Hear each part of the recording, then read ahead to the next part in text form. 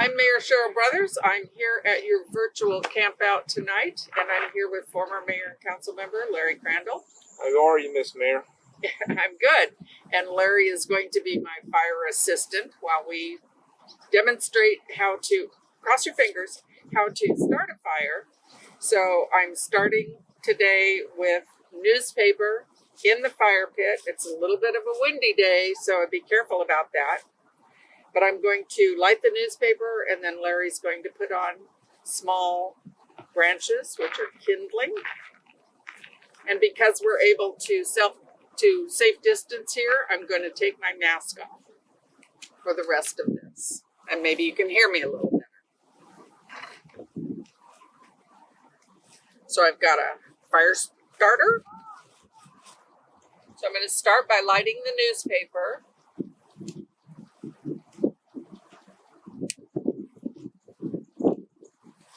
And Larry's very carefully placing small sticks on the newspaper.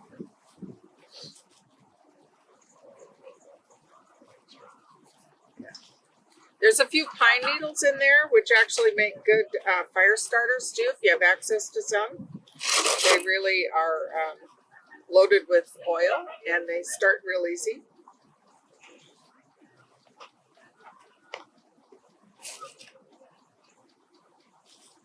And we have access to a number of fire tools here, so you want to make sure that you have something that will not burn. Don't do this with a stick.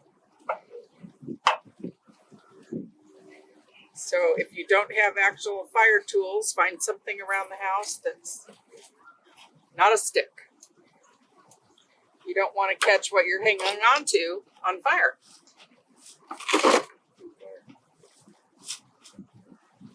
So we're slowly cross-hatching the small sticks here on top of the newspaper. Oxygen is important to a fire, so you have to make sure that it's still getting some air. And this may take a while. But while we're doing this, it might be a good time to let you know that if you don't have access to a fire, an actual campfire, safely, you can do s'mores in a microwave. If you're doing that, you put the whole sandwich together, place it on something in the microwave, and watch it carefully. Actually, it's fun to watch because the marshmallow expands, but you have to keep an eye on it because even in the microwave, they will catch on fire and burn. Ask me how I know. So if you're using paper to start your fire, you have to be careful in the breeze that burning paper is not floating away. So our wood is starting to catch on fire, and to get a good bed of coals, which is what is best for s'mores, and maybe we'll get a close-up of that later. You need to start your fire, get a few bigger logs on there, and let them burn down. You really don't need flame. Once you have a good hot bed of coals, now you're ready to do s'mores. So you can see that the firewood is starting to burn well, and I continue to add bigger pieces as we go. And the bigger pieces is what is going to burn down and make a good bed of coals. The little sticks are just too small, they burn too fast. So the importance of having a good fire tool, besides that, you need to watch the fire for sparks, and I strongly advise you to have a bucket of water handy or a hose connected and ready to turn on. In case something flies out of here, I don't have a spark screen on the top of this. It's recommended that you have it, but we don't have one here today. But you want to keep the fire in the fire ring. And this is starting to get ready. It's a little early yet, so we'll come back to you in just a minute. All right, our fire has burned down some, and a reminder, you don't need flame, you need heat. And so the choice place for heat is right in here where it's gray and actually still glowing. You can't see the glow right now because it's kind of light outside, but if you're doing this after dark, you can see it. And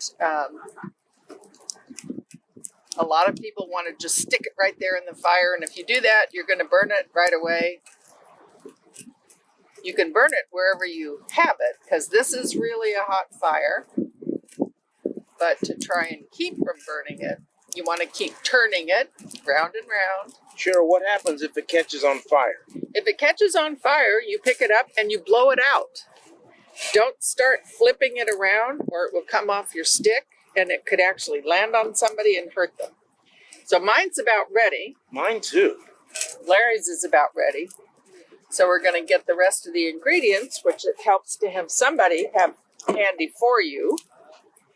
Okay, so it's a little bit hard to handle the whole thing by yourself. So if you have somebody like Christy here who can hand you the graham cracker with the chocolate on it, you want to put a marshmallow on top.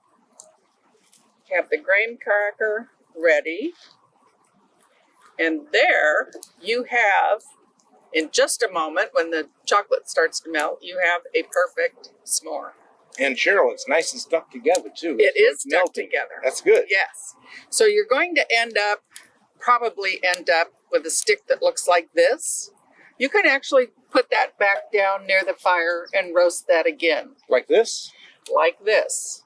Larry's is perfect. Actually, he's ready for another s'more. A smaller one this time. Well, no? You'd be surprised. It'll squish out? How far that goes. So Larry's ready for another one. I'm ready for another one. So Larry, are you ready I'm ready. to take a bite? Oh, sure. All right. Cheers. Cheers. Good. Yeah. So remember, while you're outside, especially in the evening, we do have mosquitoes out, and we don't want anyone to get mosquito bites.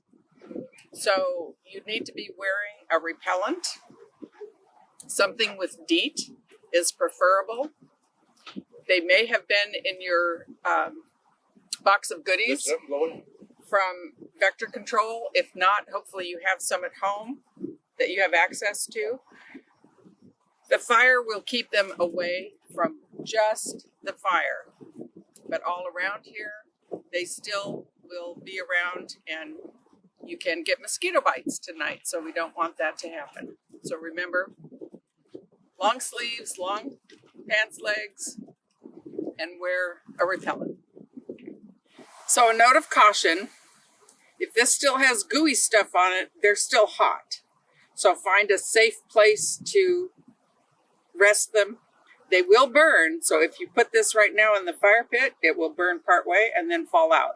And Cheryl, if they don't happen to have a nice stick like that, what else can they use? Well, Mr. Crandall has an example of probably a campfire weenie roaster. From my scouting days, yes, and I'm sure many of you have these. Nice distance on here, and you can turn them really well, and they have good distance and spin control. And you can do 2 at a time. That is true. And if you have one in each hand, you could do 4. If the best you can do is a fork from a barbecue set, just remember to wear protection on your hand because this fire gets hot.